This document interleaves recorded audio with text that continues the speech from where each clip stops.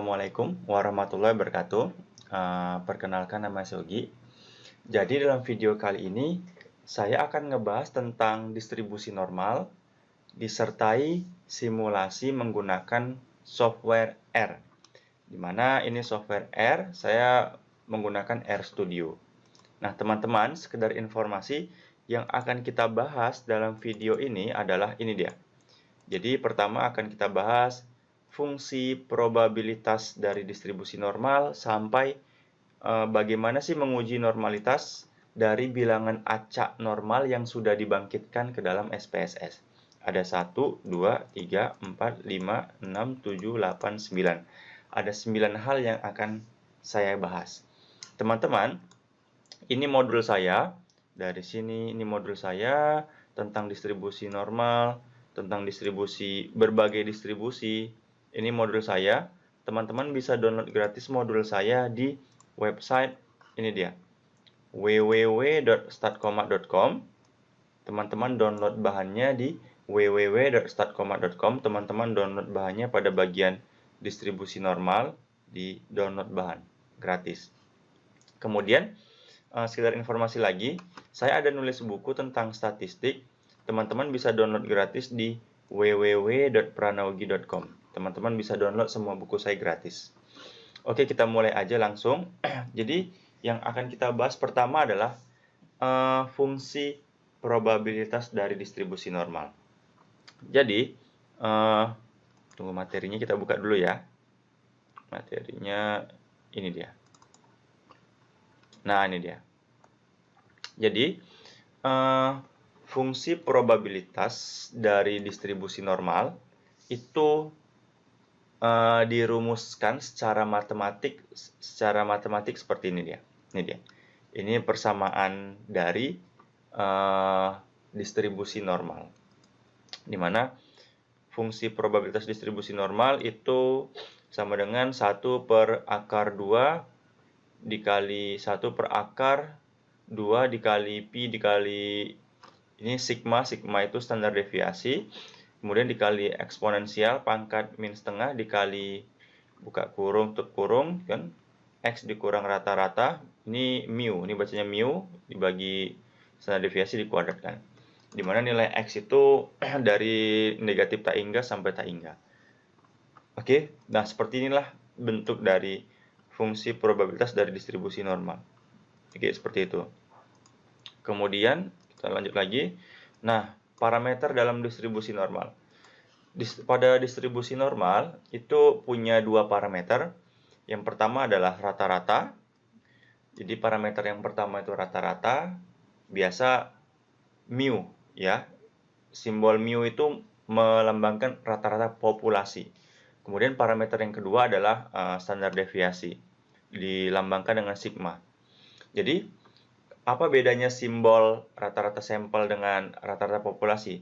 Kalau simbol rata-rata sampel itu X bar. Tapi kalau simbol rata-rata populasi itu mu. Seperti itu ya. Ini mu. Kemudian standar deviasi dari populasi simbolnya sigma. Ya, sigma. Tapi kalau sampel biasanya S. Seperti itu. Di mana nilai standar deviasinya besar dari 0. Oke, jadi paham ya? Ini fungsi probabilitas dari distribusi normal. Sementara pada distribusi normal dia punya dua parameter, yakni rata-rata sama standar deviasi. Itu dia.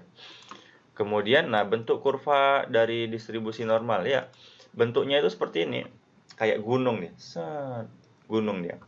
Nah kita coba praktekkan juga dengan R ya. Jadi ini dia. Jadi ini contoh bentuk dari ini kurva distribusi normal seperti ini. Dimana saya menggunakan perintah curve the norm x gitu kan. Dimana ini merupakan kurva dari distribusi normal dengan rata-rata 0 dan standar deviasi 1. Warnanya color warnanya hijau ya. Dimana x-lim itu maksudnya batasnya intervalnya dari min 3 sampai 3. Kalau kita ganti dengan min 4 sampai 4, maka seperti ini dia. Kalau kita misalkan ganti 1 dengan 1, dia gimana? Coba cek. Wah, itu dia. Oke, kita buat dari min 3 sampai 3 aja. Oke, seperti ini. gitu ya.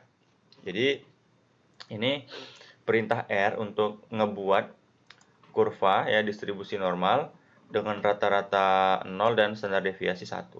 Ini dia. Oke, kemudian kurva distribusi normal dengan berbagai parameter. Nah, di sini coba kita mulai apa? Kita mulai coba simulasi dengan R.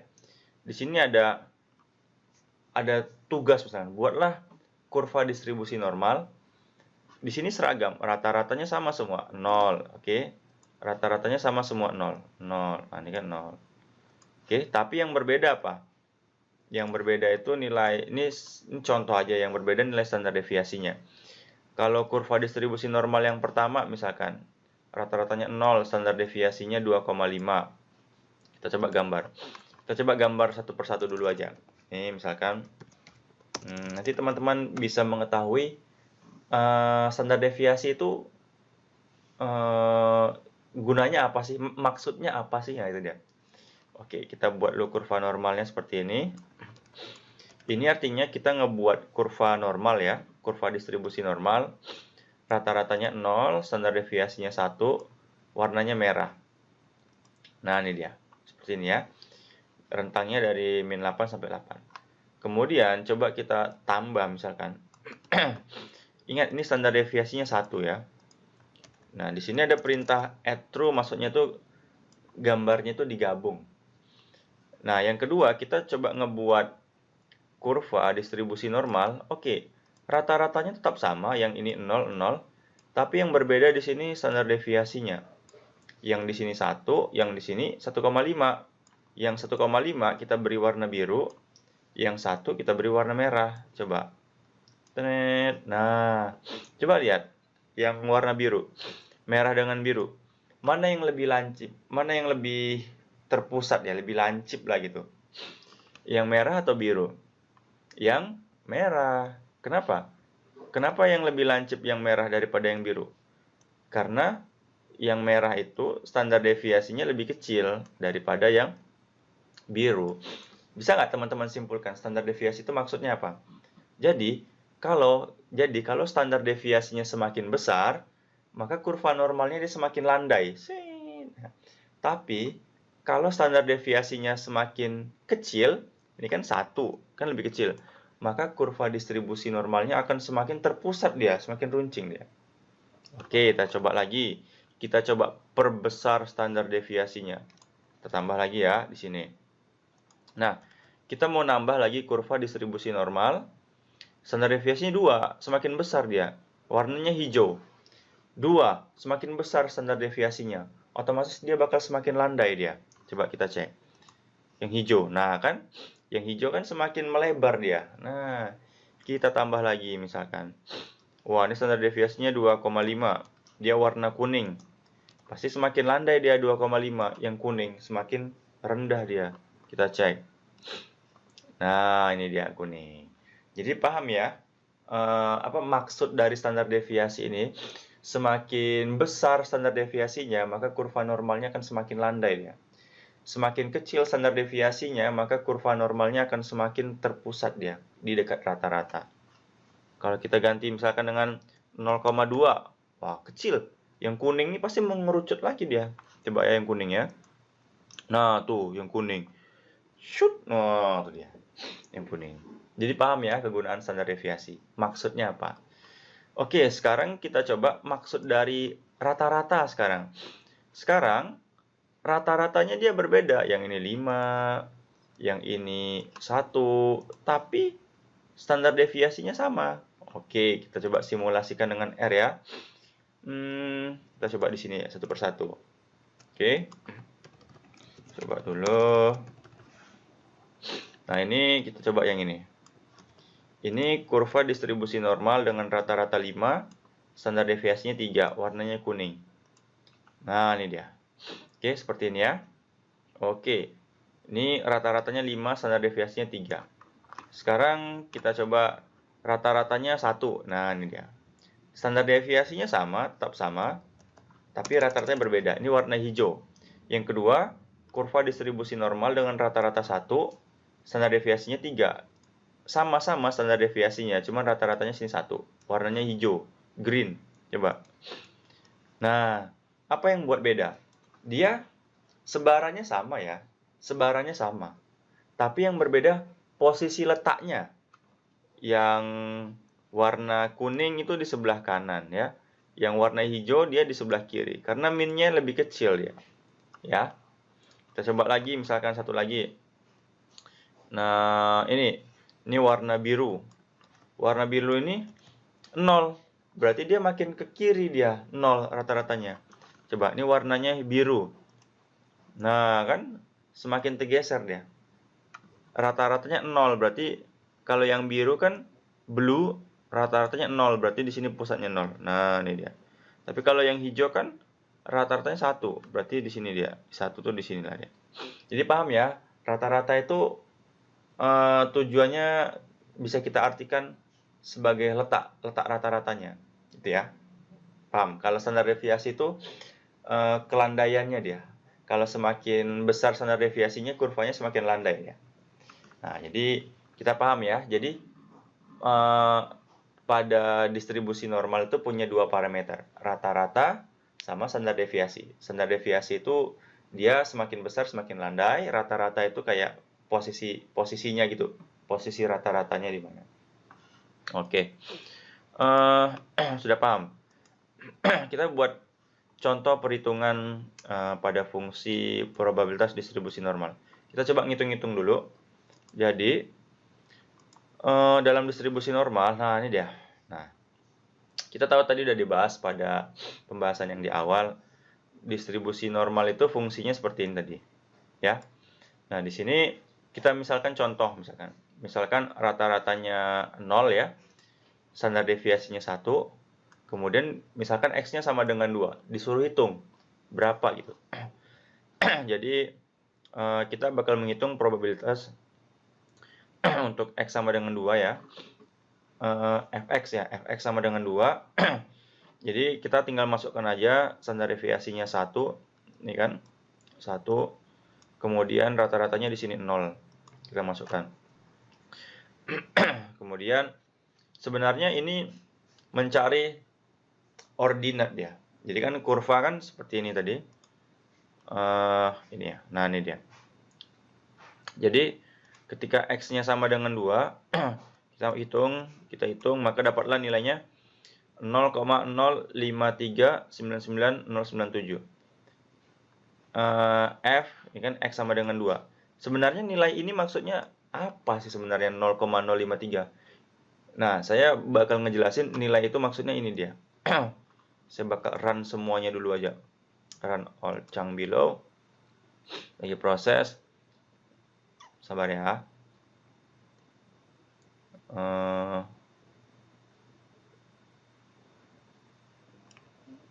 Ini saya kecilkan dulu. Maksud nilai itu adalah ini. Nah, ini dia. Jadi, kan tadi nilainya berapa? Nilainya 0,0539907. Itu maksudnya ketinggian apa? Jarak vertikalnya ketika di X sama dengan 2. Nah, kita lihat gambar ini. Ini kan X. Ketika X-nya sama dengan 2, ini kan ada garis dia. Nah, garis vertikal ini dia. Garis vertikal ini. Jadi, nilai 0,0539997 ini kan ketika X sama dengan 2, kita masukkan X sama dengan 2, kita hitung, dapatnya kan 0,053999097. Sebenarnya dia ngitung ini. Nah, ketinggian garis vertikal ini dia. Nah, paham ya? Itu maksudnya. Sebenarnya dia ngitung itu. Paham ya? Nanti teman-teman punya tugas, ketika X-nya sama dengan 0, X-nya sama dengan 0, teman-teman hitung berapa ketinggian garis vertikalnya, berapa. Itu tugas teman-teman. Tinggal dimasukin nanti di sini nilainya 0 ya, seperti itu dia. Oke, udah paham ya? Jadi kalau dengan R itu perintahnya tadi, nah ini dia seperti ini. Ini kita ngitung. Ini dari sini sampai sini, itu tuh kode R untuk menghitung yang ini. Oke, jadi tinggal dieksekusi. Eksekusi seperti ini, maka dapatlah nilainya 0,053999097. Ini nilainya ya. Teman-teman bisa coba. Kemudian, nah kita juga bisa menggunakan, jadi untuk menghitung ini, menghitung nilai X sama dengan 2, pada kurva normal rata-rata 0, standar deviasi 1, X sama dengan 2, bisa dihitung dengan menggunakan fungsi namanya denorm, ya. Dimana di sini 2, di sini masukkan 0 sama 1. 0 ini rata-ratanya, 1 standar deviasinya. 2 ini ketika X sama dengan 2. Tinggal eksekusi, dapatlah dia 0,05399097. Oke, sudah paham ya? Ini sudah. Nah, gimana sih cara membangkitkan bilangan acak berdistribusi normal? Di sini kita menggunakan fungsi namanya R0. Kita mau membuat bilangan acak ya bilangannya acak, tapi dia diambil dari populasi yang berdistribusi normal. Contoh seperti ini, misalkan, jadi kita gunakan fungsi R-norm. Nah, ini dia. Oke. Jadi R-norm ini gunanya, tunggu ya. R-norm, ini dia. R-norm ini gunanya untuk fungsi R-norm untuk membangkitkan bilangan acak berdistribusi normal. Misalkan kita mau membangkitkan bilangan acak sebanyak 100 dengan rata-rata 0 dan standar deviasi itu 1. Maka akan terbentuk bilangan acaknya sebanyak 100. Nah, ini dia. Nah, ini dia lagi nyetak bilangan acak nih. Jadi ini merupakan bilangan acak berdistribusi normal dengan rata-rata 0, standar deviasinya 1, sebanyak 100. Kalau kita mau membangkitkan bilangan acak berdistribusi normal sebanyak 50 dengan rata-rata 0, standar deviasi 1, ya tinggal kita ganti 50, kita eksekusi. Nah, seperti ini dia. Atau kalau kita mau membangkitkan bilangan acak sebanyak 50, rata-ratanya nggak mesti 0 sih, kita buat 3, standar deviasinya bisa aja 2 misalkan. Maka hasilnya seperti ini. Nah, seperti ini. Jadi, nah dari 100 bilangan ini kalau dihitung, misalkan kita simpan dalam A lah misalkan. Oke, jadi A ini merupakan isinya bilangan acak, ya kan? A ini isinya bilangan acak ya, sebanyak 50, bilangan acaknya berdistribusi normal, rata-ratanya 3, standar deviasinya 2. Coba kita hitung berapa nilai rata-rata dari A. Oke, jumlah data dari A kan ada 50. Kita hitung dengan min dari A misalkan. Ini dia. 2,73 ya. Kan mendekati 3 dia. Walaupun nggak sepenuhnya bakal 3 rata-ratanya, tapi dia mendekati 3. Standar deviasinya berapa? Di sini kan 2. Pasti mendekati 2 dia, 2,069. Misalkan membangkitkan bilangan acak berdistribusi normal sebanyak 200, rata-ratanya misalkan 100, standar deviasinya 1. Seperti itu dia. Maka hasilnya seperti ini. Oh, itu dia kan sekitar 100-an dia. Oke, kalau kita buat histogram misalkan, histogram dari A, maka seperti ini dia. Oh, itu dia. Oke, sudah paham ya cara ngebangkitkan bilangan acak berdistribusi normal. Kita mau membuat grafik batang frekuensi ya, bilangan acak berdistribusi normal. Jadi kan bilangan acaknya kan sudah dibangkitkan ya. Tadi ada 100, kita buat 50. Sekarang kita dari bilangan acak tadi, kita mau ngebuat grafik batang frekuensi. Seperti ini. Jadi ini contoh, kita mau ngebangkitkan bilangan acak dengan rata-rata 0, standar deviasinya 1. Ini sebenarnya untuk apa ya? Ini mau buat kurva nanti. Jadi kita eksekusi dulu ya seperti ini. Ini perintahnya sudah saya buat ya. Kemudian kita eksekusi. Nah, ini dia. Jadi di sini ini bilangan acaknya. Jadi maksud dari ini maksudnya ini. Saya jelaskan dulu deh. Susah. Nah, ini dia. Sorry. Maksud dari X ini dia nilainya. Nah, itu dia. Tuh. Jadi min 3, min 3,0, min 2,9, itu maksud perintah dari ini. Kemudian ini kan nilai X-nya. Masing-masing nilai X ini kita hitung nilai nilai fx-nya tadi. Nilai dari fx-nya. Ini dia. Oke, fungsi probabilitasnya seperti itu dia. Kita hitung ya. Nah, ini dia. Nah, sehingga jadinya seperti ini.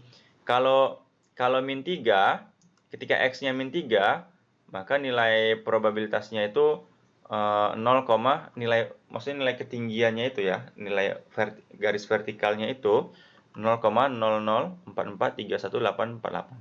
Sama seperti kasus yang tadi, kasus yang sudah kita hitung tadi. Nah, ini dia. Ketika X-nya 2, ketika nilai X-nya 2, maka ketinggian garis vertikalnya itu ketika X-nya 2, 0,0539907. Sama seperti ini. Nah, kalau X-nya 2 di sini, ini, nah ini kan X-nya 2, mana sih 2? 2, nah X-nya 2 kan 0,0539907. Nah, dari sini kita sudah ngebuat data frame ya, ada X sama Fx-nya, baru kita bisa buat kurvanya seperti ini. Nah, ini dia. Jadi, sebenarnya saya tuh mau ngebuat ini sebenarnya. Jadi, di sini ada sumbu X-nya, ini kurvanya tadi. Nah, ini ada contoh garis vertikalnya. Kalau X-nya sama dengan 2, maka garis vertikalnya di sini. Dan jarak garis vertikalnya itu, yang ini kita lihat. 0,053990967. Nah, tadi pertanyaannya, kalau X-nya sama dengan 0, berapa ketinggiannya? Kalau X-nya sama dengan 0. Kita lihat di sini, kalau dia sama dengan 0, kita cari dulu. Ini 1 ya. Nah, kalau sama dengan 0, maka nilai jarak vertikalnya itu 0,39894, 0,3989 lah. Jadi kalau X-nya sama dengan 0, 0,398. 3989. Seperti itu. Paham ya?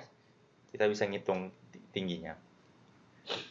Kemudian ini sudah. Nah, gimana caranya kita membuat grafik batang frekuensi?